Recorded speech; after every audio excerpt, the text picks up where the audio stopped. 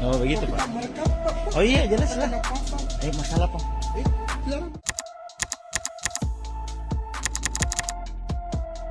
Assalamualaikum warahmatullahi wabarakatuh. Salam keselamatan.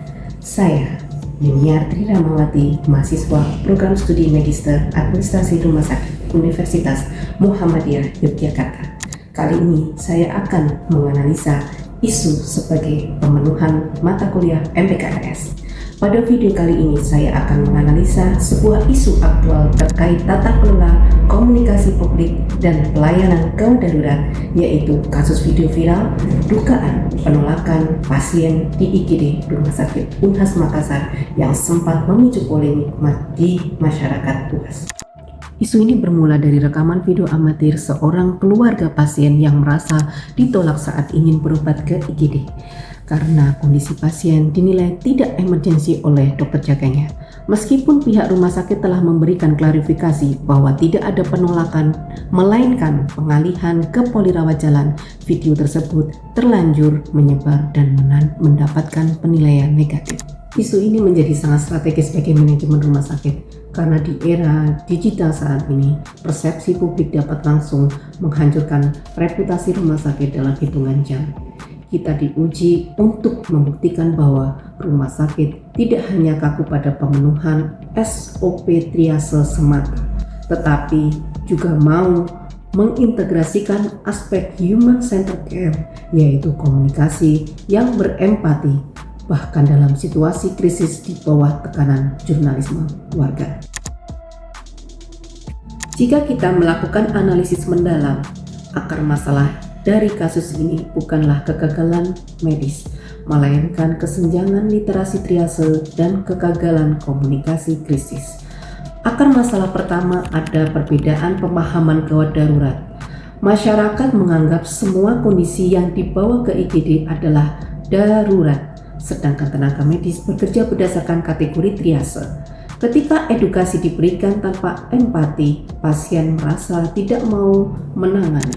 Akar masalah kedua adalah lemahnya kesiapan manajemen dalam mengendalikan situasi krisis, komunikasi, dan perlindungan hukum bagi staf di area sensitif seperti di IGD. Dampaknya nyata bagi masa depan rumah sakit, selain membuat penilaian kepuasan masyarakat menurun drastis dan mengancam stabilitas bisnis karena penurunan jumlah pasien. Hal ini merusak suasana kerja internal. Staf garda terdepan akan merasa tidak memiliki sandaran keamanan dari manajemen, rasa cemas, dan demotivasi. Ini jika dibiarkan akan memicu konflik baru. Peluang tuntutan hukum, mutu pelayanan rumah sakit jelas dipertaruhkan dan merugikan rumah sakit secara keseluruhan.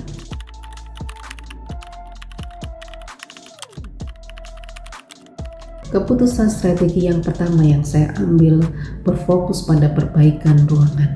Kita tidak bisa menyalahkan pasien yang panik lalu merekam video jika mereka masuk ke IGD dengan kondisi yang membingungkan.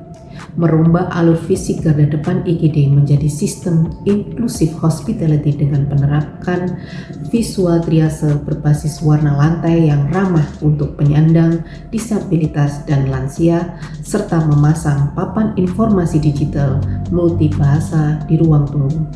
Papan digital ini secara transparan menampilkan estimasi waktu tunggu berdasarkan tingkat kegawatan. Bagi saya, inklusivitas berarti membenarkan pemahaman mereka bagaimana harus melangkah dan mengapa mereka harus menunggu, sehingga potensi gesekan dapat diredam sejak awal. Keputusan kedua, saya melihat akar masalah di IGD Rumah Sakit Unhas adalah bercampurnya pasien true emergency dan false emergency dalam satu ruangan antrian. Ini membuat dokter merasa stres dan pasien non-darurat merasa terabaikan. Sebagai solusi, saya memutuskan untuk mendirikan unit bernilai tambah berupa fast track clinic yang posisinya di dekat area IGD.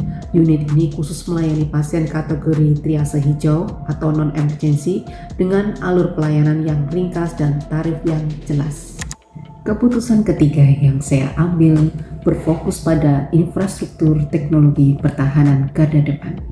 Masalah di Rumah Sakit Unhas terjadi karena komunikasi di pintu masuk IGD yang masih manual dan masih subjektif, sehingga rentan memicu adanya salah paham. Karena alasan tersebut, diperlukan implementasi sistem emergency digital communication gap, di mana setiap penapisan triase diinput ke dalam sistem dan ringkasan kondisi pasien otomatis terkirim ke WhatsApp keluarga pasien beserta edukasi alur layanannya. Selain itu, kami akan menerbitkan kebijakan regulasi area bebas kamera di zona klinis kritis demi privasi pasien yang didukung oleh penempatan petugas duta layanan bersertifikasi krisis communication di garda depan IGD. Sebagai seorang calon pemimpin rumah sakit, keputusan tersulit yang harus saya ambil dalam situasi krisis seperti ini adalah menjaga keseimbangan antara melindungi hak keselamatan pasien dan melindungi marwah serta kesehatan mental staf medis. Di era digital, sangat mudah bagi manajemen untuk mengorbankan dokter atau perawat demi meredam kemarahan netizen. Namun, kepemimpinan yang berlandaskan nilai Islam mengajarkan tentang keadilan.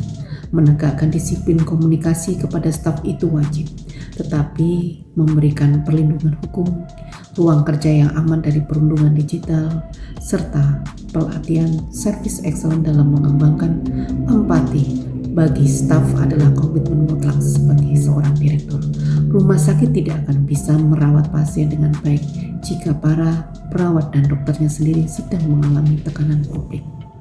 Terima kasih. Demikian analisis dari saya. Semoga bermanfaat bagi transformasi manajemen rumah sakit di Indonesia. Wassalamualaikum warahmatullahi wabarakatuh.